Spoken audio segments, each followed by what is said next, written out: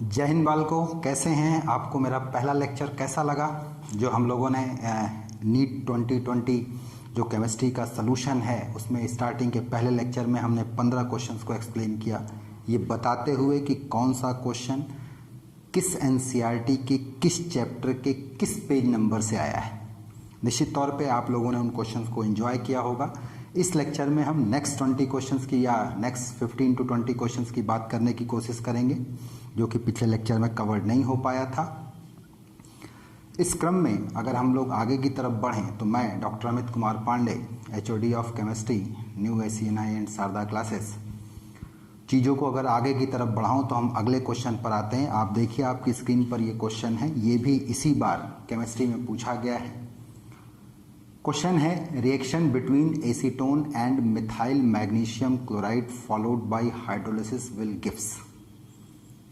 ये कोई क्वेश्चन नहीं है, आप अगर ध्यान से देखेंगे तो अल्कोहल, फिनॉल और ईथर, एनसीईआरटी के इस चैप्टर में अल्कोहल के प्रिपरेशन में ये बात बताई गई है, दिखाई गई है। फिलहाल अगर हम इसके सलूशन पे बात करें, सलूशन वाले पोर्शन पे बात करें, तो acetone CH3 C double bond OCH3, methyl magnesium chloride Grignard reagent को कहते हैं।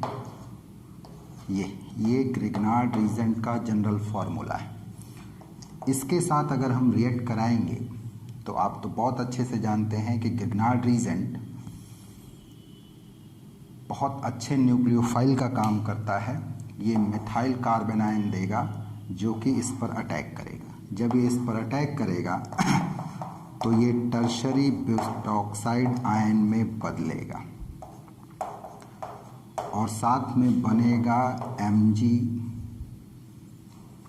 ये आयन जो है Mg प्लस Cl माइनस।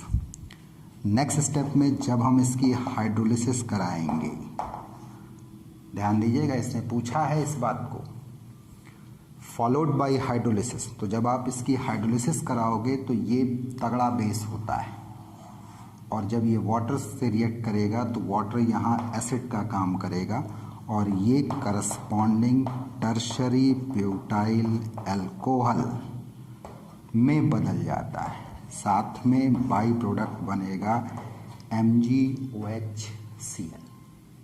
ठीक, तो अगर हमारा main product tertiary butyl alcohol बना तो कौन सा ऑप्शन सही है? पहला वाला। अब ये सवाल कहाँ से आया है तो मैं आपको बता दूं, आप एनसीईआरटी खोलिए, 12th क्लास की एनसीईआरटी सेकंड बुक, ठीक है जी, जो दूसरी बुक है। इसमें चैप्टर है आपका alcohol, phenol, ether. Alcohol, phenol, ether. इस चैप्टर में आप आएंगे पेज नंबर 323, 323। यहाँ पर फ्रॉम ग्रिग्नार्ड रीजेंट से अल्कोहल का प्रिपरेशन दिखाया गया है, जिसमें आप देख सकते हैं कि ये जनरल रिएक्शन दिखाई गई है। कार्बोनिल कंपाउंड जब ग्रिग्नार्ड रीजेंट के साथ रिएक्ट करता है तो ये एडक्ट बनता है जो हाइड्रोलिसिस पे करस्पॉन्डिंग अल्कोहल में बदलता है। नीचे यहाँ 3 प्रकार के कार्बोनिल कंपाउंड लिए गए। पहला फॉर्मेल्डिहाइड जो कि प्राइमरी अल्कोहल देता है, दूसरे एल्डिहाइड अदर देन फॉर्मेल्डिहाइड ये सेकेंडरी अल्कोहल देते हैं, और तीसरा कीटोन लिया गया है जो कि ग्रिग्नार्ड रीजेंट के साथ एडक्ट बनाता है और हाइड्रोलिसिस पे टर्शरी अल्कोहल देता है। तो पेज नंबर 323 पर आपको ये दिख जाएगा। बोलो भाई, कर लोगे? कोई दिक्कत? चलते हैं अगले क्वेश्चन पे। अब अगर हम लोग दूसरे क्वेश्चन पे आ रहे हैं तो यहां लिखा हुआ है which of the following amine will give the carbylamine test, और ये 4 ऑप्शन दिए गए हैं। आप लोगों ने कई बार पढ़ा है कार्बिल एमीन टेस्ट या आइसोसाइनाइड टेस्ट जो होता है एलिफैटिक या एरोमेटिक प्राइमरी एमीन के लिए कंफर्मेशन टेस्ट होता है। इसमें है क्या कि एलिफैटिक और एरोमेटिक जो प्राइमरी एमीन है ये क्लोरोफॉर्म और अल्कोहलिक KOH के साथ में एक fall smelling, bad smelling compound बनाता है जिसे हम लोग आइसोसाइनाइड या कार्बिल एमीन कहते हैं। अगर ये बन गया तो ये एमीन प्राइमरी है, ये कंफर्म हो जाता है। इसी बात के लिए टेस्ट है। तो अगर इस क्वेश्चन को हमें सॉल्व करना है तो ऑप्शन पे नज़र लगाना पड़ेगा कि कौन सा इसमें प्राइमरी एमीन है। एमीन का प्राइमरी, सेकेंडरी या टर्सरी होना इस बात से तय होता है कि नाइट्रोजन की कितनी वैलेंसी से एल्किल या एरिल ग्रुप जुड़ा हुआ है। अगर नाइट्रोजन की केवल एक वैलेंसी से एल्किल या एरिल ग्रुप जुड़ा है तो ये प्राइमरी एमीन, 2 से जुड़ा है तो ये सेकेंडरी एमीन, 3 से जुड़ा है तो टर्शरी एमीन, 4 से जुड़ा है तो क्वाटरनरी एमीन, किसी से नहीं जुड़ा है तो 0 डिग्री एमीन। ये टर्म यूज़ किए जाते हैं। तो चलिए भाई देखिए, यहाँ ये नाइट्रोजन है और इसकी 3 वैलेंसी से ग्रुप जुड़े हुए हैं, 2 से एल्किल और 1 से एरिल, यानी ये रहा टर्शरी एमीन। दूसरे ऑप्शन को चेक करें तो नाइट्रोजन की 2 वैलेंसी से ग्रुप जुड़ा हुआ है, 1 से एल्किल 1 से एरिल, ये रहा सेकेंडरी एमीन। तीसरे वाले में केवल 1 से एल्किल ग्रुप जुड़ा है, यानी ये रहा आपका प्राइमरी एमीन, जबकि यहाँ पर 2 से एल्किल ग्रुप जुड़े हैं तो ये रहा सेकेंडरी एमीन। तो ये टेस्ट कौन देगा? केवल और केवल प्राइमरी एमीन देगा। तो आप कहें कि ये क्वेश्चन है, ये क्वेश्चन नहीं बेटा, ये भी एनसीईआरटी की लाइन है। आप देखें 12th क्लास की एनसीईआरटी को देखें तो 12th क्लास की जो सेकेंड बुक है एनसीईआरटी की, उसमें चैप्टर है nitrogen containing compound. In nitrogen containing compound में आप 12th क्लास की एनसीईआरटी सेकेंड बुक कोई रॉकेट क्वेश्चन नहीं आया हुआ है, बिल्कुल आपकी टेक्स्ट बुक से क्वेश्चन उठाया गया है। मैं आपको पूरे पेज नंबर के साथ में दिखा रहा हूँ। चैप्टर है नाइट्रोजन कंटेनिंग कंपाउंड, और ये जो नाइट्रोजन कंटेनिंग कंपाउंड है इसमें आप आएंगे पेज नंबर 393, पेज नंबर 393। इस पर देखिए कार्बिल एमीन रिएक्शन करके लिखा हुआ है, टॉपिक इसी से लिखा है। और यहाँ ये स्टेटमेंट भी है, कई बार मैंने इसको अपनी एनसीईआरटी की टेस्ट सीरीज में क्वेश्चन के रूप में पूछा है। यहाँ लिखा हुआ है कि aliphatic and aromatic primary amines on heating with chloroform and ethanolic potassium hydroxide form isocyanide और carbyl amines which are foul smelling substances. खास बात जो लिखी है, secondary and tertiary amine do not show this reaction is known as carbyl amine reaction और isocyanide test and is used as a test for primary amine. अब भैया इससे ज़्यादा क्लियर क्या लोगे आप? चल जाएगा। आई होप मेरे क्लास के सभी बच्चों ने सही किया है, आप लोगों ने भी सही किया होगा। ठीक है, बढ़ते हैं अगले क्वेश्चन पर।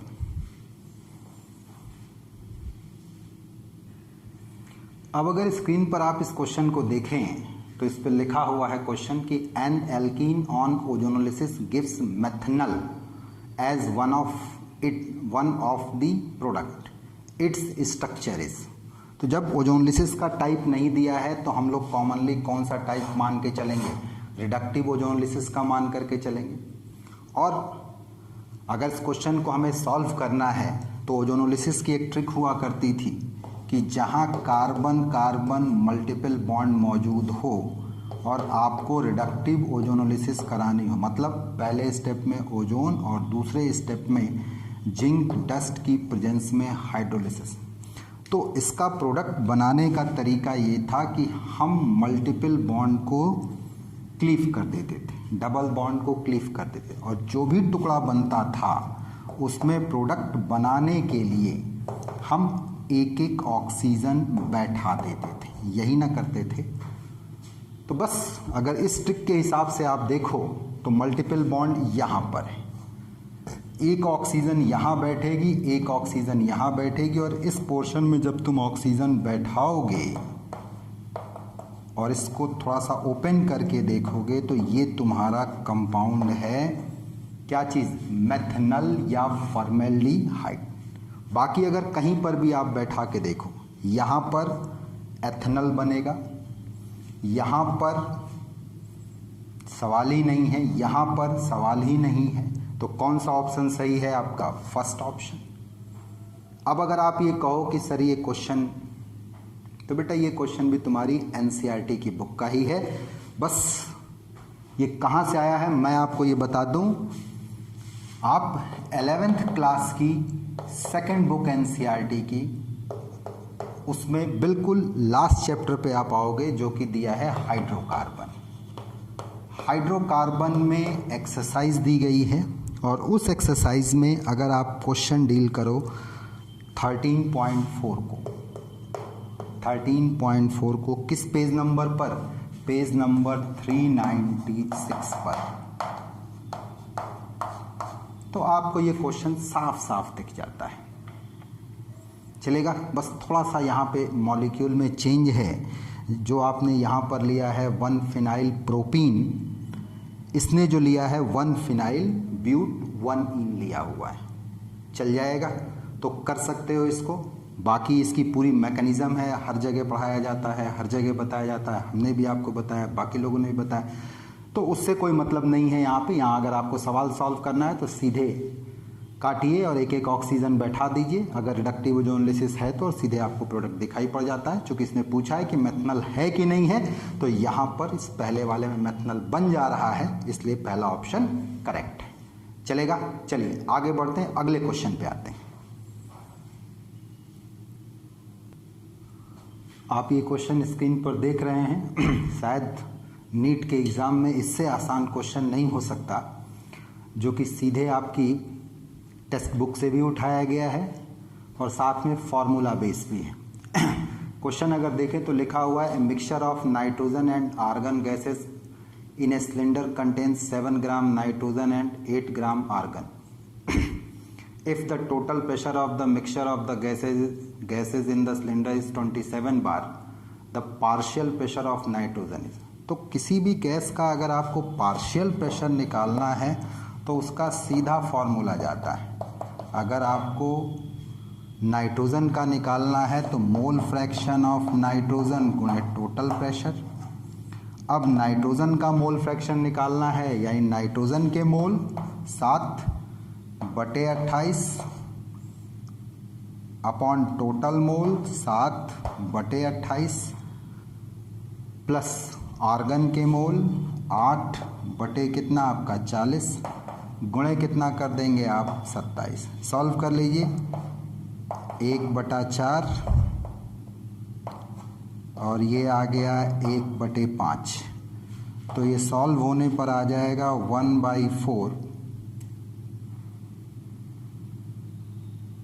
1/4 अपॉन 1/4 प्लस 1/5 इंटू 27। 5 चौक 20, 4 पंजे 20, 5 चौक 20, यानी ये आ गया 1/4 अपॉन 9 कितना 20 गुणे कितना 27। चलेगा, ये इसको थोड़ा सा और अगर हम सॉल्व करें, यहाँ थोड़ा मिटा करके स्पेस बना लें, ये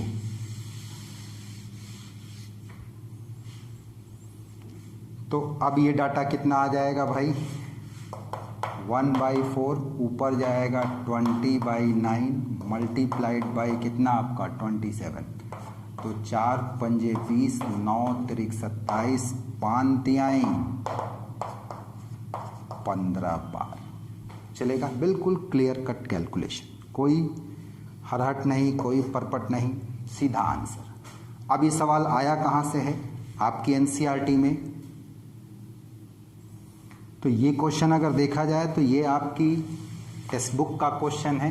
आप एनसीईआरटी 11th क्लास का फर्स्ट बुक उठाएंगे तो फर्स्ट बुक में आपका चैप्टर है स्टेट ऑफ मैटर, और स्टेट ऑफ मैटर में आप आइए पेज नंबर 143। यहाँ एक प्रॉब्लम मिलेगा 5.4। बस इसी प्रॉब्लम को डुप्लीकेट किया गया है, इसको बनाया गया है। आप प्रॉब्लम भी सुन सकते हैं। Problem 5.4, a neon dioxygen mixture contain इतना ग्राम डाई ऑक्सीजन, इतना gram neon. If pressure of the mixture of the gases in the cylinder is 25 bar, what is the partial pressure of dioxygen and neon.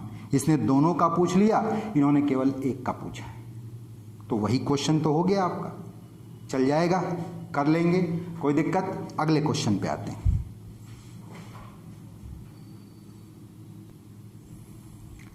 अब जो question आपकी screen पर है actual में कोई question नहीं है बल्कि डाटा है जो आपकी एनसीईआरटी की बुक में सीधे सीधे दिया गया। पूछा है कि which of the following is the correct order of increasing field strength of ligand to form coordination compound. तो इसका आंसर आप देख सकते हैं आपकी एनसीईआरटी 12th क्लास की जो एनसीईआरटी है फर्स्ट बुक का आखिरी चैप्टर है कोऑर्डिनेशन कंपाउंड। चलेगा? तो ये जो आपका कोऑर्डिनेशन कंपाउंड चैप्टर है, कोऑर्डिनेशन कंपाउंड, इस चैप्टर में स्पेक्ट्रोकेमिकल सीरीज दी गई है पेज नंबर 251 पर। तो जिसको ये सीरीज़ याद होगी, और लगभग लोगों को ये सीरीज़ याद रहती है, कई बार याद करवाया जाता है। आप देख सकते हैं कि हमने अपनी एनसीईआरटी टेस्ट सीरीज़ में इस सीरीज़ से कई बार क्वेश्चन पूछा है।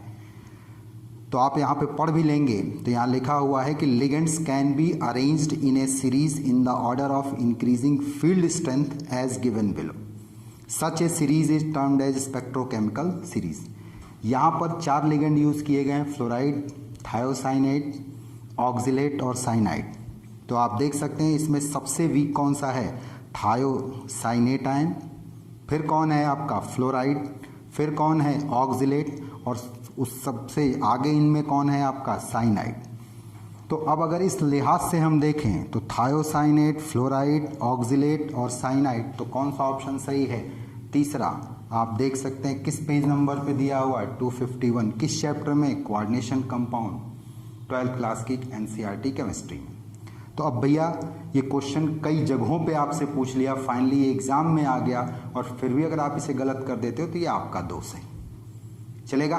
हमारे बच्चों ने इसको सही किया होगा क्योंकि उनको कई बार इस लाइन से गुजारा गया है। चल जाएगा? चलिए बढ़ते हैं अगले क्वेश्चन की तरफ।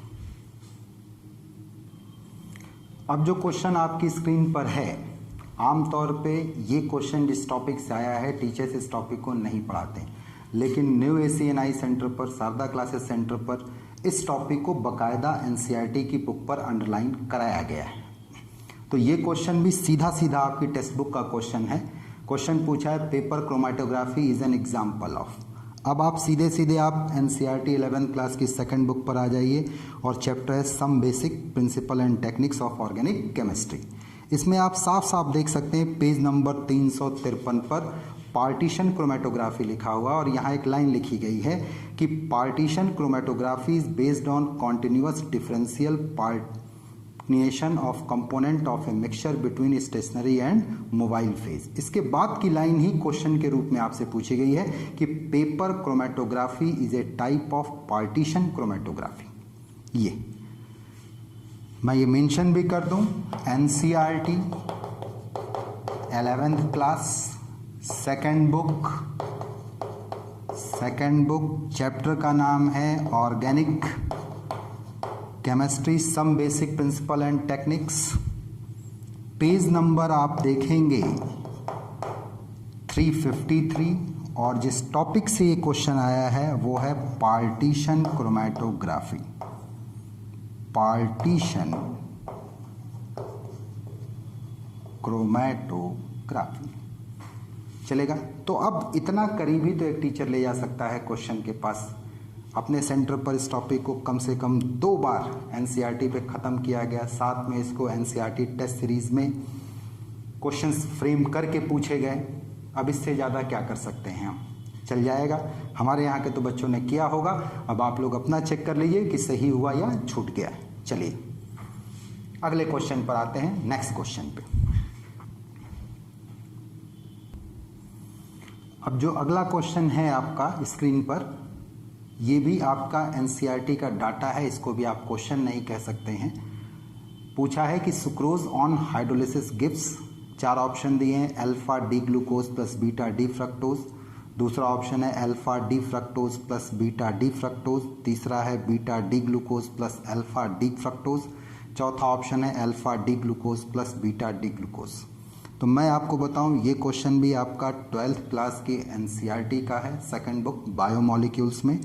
आपने टॉपिक पढ़ा होगा डाइसैकेराइड, जहां 3 डाइसैकेराइड का जिक्र था, सुक्रोज, माल्टोज और लैक्टोज। इसमें सुक्रोज के बारे में बिल्कुल क्लियर कट लिखा हुआ है कि one of the common disaccharide is sucrose which on hydrolysis gives equimolar mixture of D plus glucose and D minus fructose, या अल्फा डी ग्लूकोज और बीटा डी फ्रक्टोज।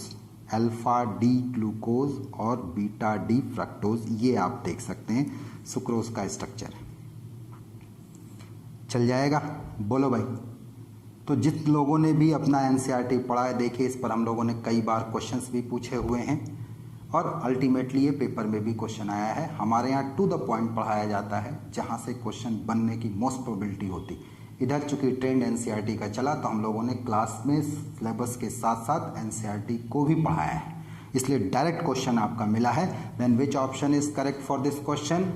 पहला option alpha D glucose plus beta D fructose. अब अगर हम यहाँ पर बताएं तो ये 12th क्लास की एनसीईआरटी का क्वेश्चन है, सेकंड बुक का है।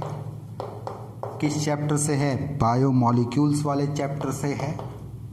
बायोमॉलिक्यूल्स चैप्टर से है। किस टॉपिक से है? Disaccharide, disaccharides. और किस पेज नंबर पर है? तो मैं बता दूं 409। अब इससे ज़्यादा करीब कोई टीचर क्या ले जा सकता है एक स्टूडेंट को क्वेश्चन के पास तक? क्लियर है? हमारे बच्चों ने किया होगा, ऑफलाइन सेंटर में जितने भी बच्चे थे उन सभी लोगों को चूँकि ये करवाया गया है, टेस्ट सीरीज में पार्टिसिपेट कराया गया है, तो उन्होंने इन क्वेश्चंस को फेस किया है, तो निश्चित तौर पे पेपर रूम में उन्होंने एंजॉय किया होगा। अब आपने किया है या नहीं ये आपके ऊपर निर्भर करता है, बिकॉज ऑफ मोस्टली कोचिंग धड़ाधड़ पढ़ाती हैं। क्या पढ़ाती हैं? भगवान मालिक है उनका, टू द पॉइंट नहीं पढ़ाती, बस वो अपना जो भी नॉलेज है वो भरते चले जाते हैं। बच्चे का क्वेश्चन मैच करे न मैच करे इससे उनको कोई फ़र्क नहीं पड़ता, लेकिन न्यू ACNI एंड सादा क्लास सेंटर पर एक एक क्वेश्चन तौल करके पढ़ाया जाता है कि कौन सा आ सकता है कौन सा नहीं आ सकता है। चलिए बढ़ते हैं अगले क्वेश्चन की तरफ। ये जो क्वेश्चन आपकी स्क्रीन पर है ये देखने में ही आपको बड़ा लग रहा है, लेकिन ये भी क्वेश्चन 2 कौड़ी का है, सीधे फार्मूला बेस्ड क्वेश्चन है। अगर हम इसके सलूशन पर आए या इसके सलूशन को देखें तो बिल्कुल क्लियर कट सलूशन हमको मिलता है। क्या क्या दिया गया है भाई? दिया है आपको रेट कांस्टेंट का वैल्यू, हाउ मच? 4.606 इंटू 10⁻³ पर सेकेंड। और क्या दिया है? इनिशियल अमाउंट, इनिशियल मास 2 ग्राम, और कितना बच गया? फाइनल बचा हुआ मास 0.2 ग्राम। पूछा क्या है? टाइम, कितने समय में।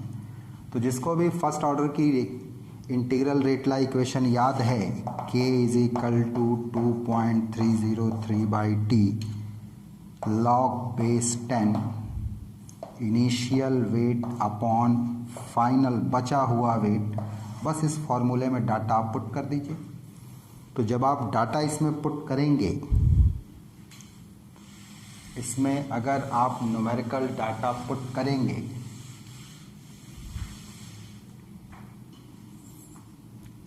तो रेट कांस्टेंट की जगह पे आपने पुट कर लिया हाउ मच। आपने जो पुट किया वो है 4.606 =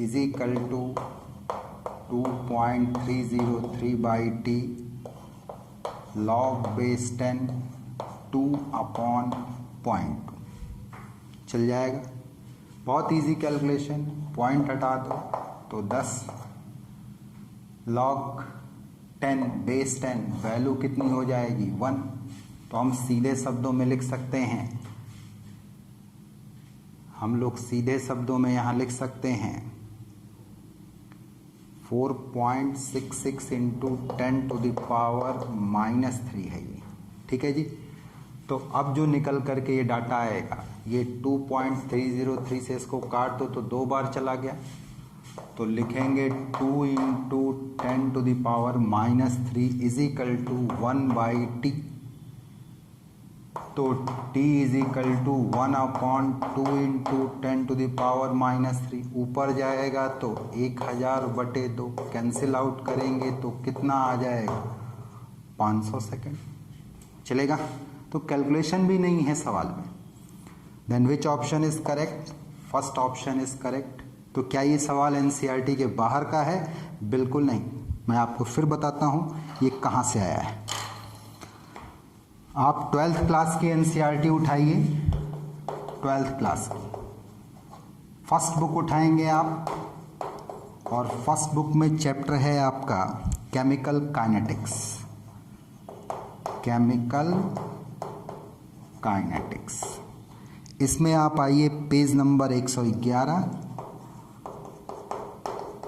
पेज नंबर 111, और इस पेज नंबर पर इंडेक्स में क्वेश्चन दिया हुआ है 4.5।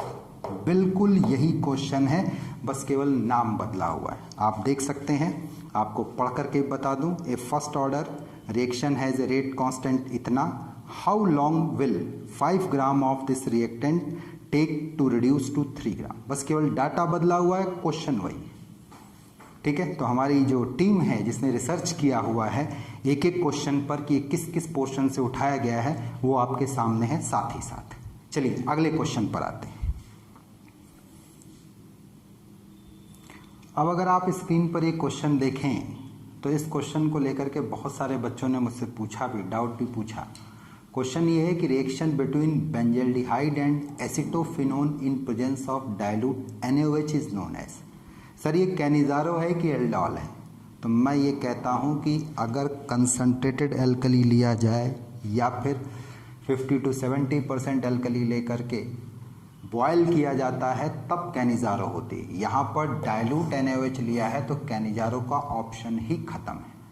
अब कैनिजारो का ऑप्शन जब खत्म है तो ये एल्डोल है, तो एल्डोल कौन सा, सिंपल एल्डोल या क्रॉस एल्डोल? तो ध्यान रहे, अगर एल्डोल रिएक्शन में जो अल्फा हाइड्रोजन कंटेनिंग एल्डिहाइड या कीटोन होते हैं अगर सेम मॉलिक्यूल के हैं तब उन्हें सिंपल एल्डोल कहते हैं, और डिफरेंट मॉलिक्यूल के हैं तो उन्हें हम क्रॉस एल्डोल कंडेंसेशन कहते हैं। तो ये रिएक्शन क्रॉस एल्डोल कंडेंसेशन का एग्जाम्पल है बेंजल्डिहाइड और एसिटोफिनोन। और ये रिएक्शन ऐसा नहीं है कि कहीं अलग से आई हुई है, ये आपकी एनसीईआरटी की कॉमन रिएक्शन है। आप 12th क्लास की एनसीईआरटी देखिए, सेकंड बुक, 12th क्लास की केमिस्ट्री के NCERT second book, chapter aldehyde ketone acid carboxylic acid वाला। और मैं आपको बकायदा पेज नंबर बताता हूँ, पेज नंबर जहाँ ये रिएक्शन दी गई है जिससे आप कंफर्म कर सकते हैं। पेज नंबर 364 पर आप आएंगे, 364 आप ये देख सकते हैं। यहाँ ये लिखा भी हुआ है कि ketones can also be use as one component in the cross aldol reaction. देखिए बेंजल्डिहाइड का रिएक्शन एसिटोफिनोन के साथ कराया गया है, डाइल्यूट एल्कली, लो टेम्परेचर करीब करीब 300 केल्विन के आसपास, तो इसने दिया है 1,3-डाइफिनाइल प्रोप 2-in-1-on, जिसका कॉमन नेम दिया गया बेंजल एसिटोफिनोन। चलेगा? चूंकि मैंने इसको पढ़ाया है, अपने टेस्ट सीरीज में पूछा है, तो डायरेक्ट क्वेश्चन ये है, ये इधर उधर का कोई क्वेश्चन नहीं है। चलेगा? हम लोग को ये सारे क्वेश्चन इसलिए भी याद हैं क्योंकि ये क्वेश्चन कहीं ना कहीं एनसीईआरटी की बुक रिवाइज कराते समय आए हैं, पढ़ाते समय ये आए हैं, टेस्ट पेपर बनाते समय ये आए हैं, इसलिए हर एक क्वेश्चन बिल्कुल दिमाग में है कि कौन सा क्वेश्चन कहाँ से पूछा गया है। चलिए अगले क्वेश्चन पे आते हैं।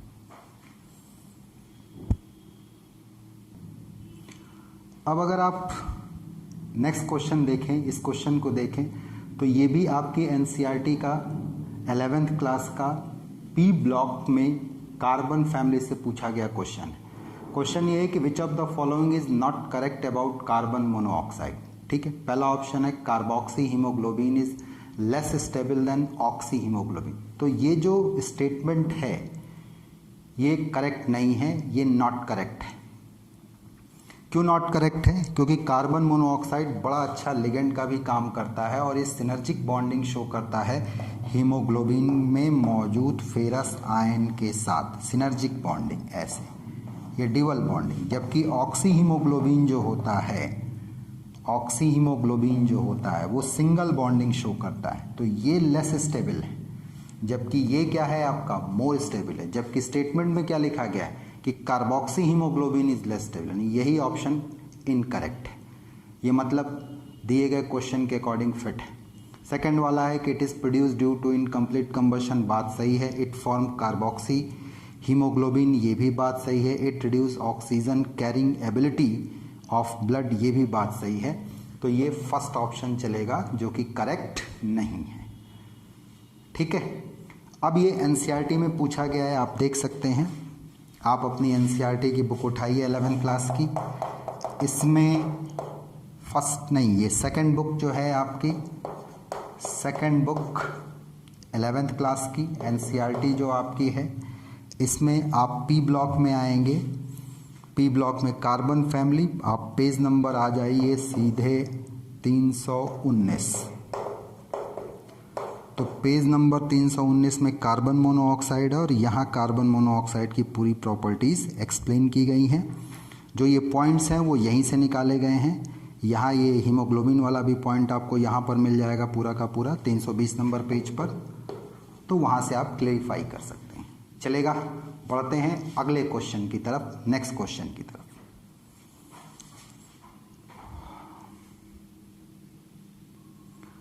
अब जो ये न्यूमेरिकल क्वेश्चन आपके सामने रखा हुआ है, ये कोई विशेष क्वेश्चन नहीं है, आपकी एनसीईआरटी का सीधा साधा एग्जाम्पल है।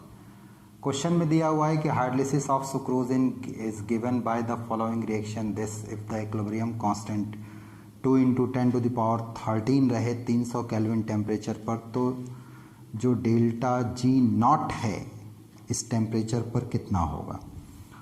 तो इसको अगर हमको सॉल्व करना है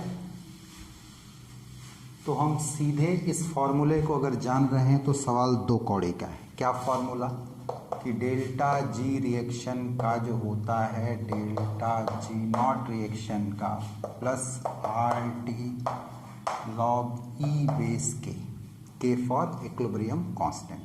तो चूंकि रिएक्शन इक्विलिब्रियम पर है तो ये ज़ीरो हो जाएगा, तो delta G naught is equal to minus R T L N K, यही लॉग ई बेस जो होता है नेचुरल लॉग कहलाता है, एल एन के कहलाता है। सवाल में सॉल्व करने तक की जहमत नहीं उठाई गई है, केवल सीधे सीधे डाटा पुट करा दिया गया है। तो यहाँ पर आर की वैल्यू कितनी रख दी गई, बोलो भाई 8.314। टी की वैल्यू कितनी रख दी गई 300, और एल एन के की वैल्यू कितनी हो गई आपका 2 × 10⁻13। तो बताओ भला, ऐसा सवाल पूछना चाहिए। इससे भी ज़्यादा मज़ा आपको तब आएगा 8.314 300, ये तीसरा ऑप्शन। इससे भी ज़्यादा मज़ा आपको तब आएगा जब आप देखेंगे कि सीधा सीधा आपकी टेक्स्ट बुक का एग्जाम्पल है ये। आप इस पेपर को ज़रा ध्यान से देखिए।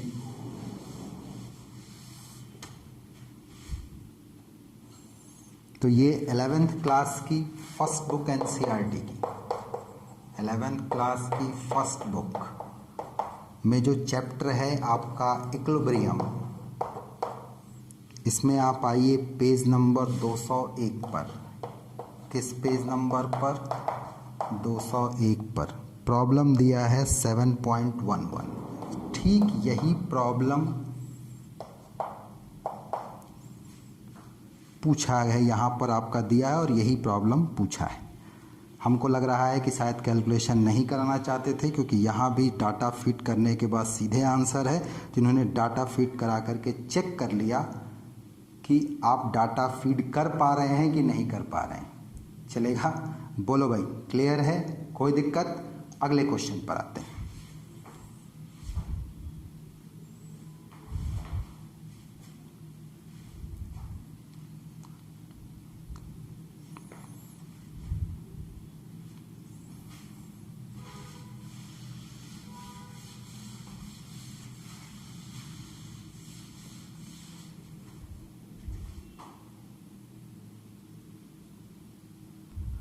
अब अगर हम लोग क्वेश्चन नंबर 27 की बात करें तो ये क्वेश्चन भी आपकी एनसीईआरटी का डाटा है, सीधा सीधा पैराग्राफ में दिया है, सीधा रिजल्ट है।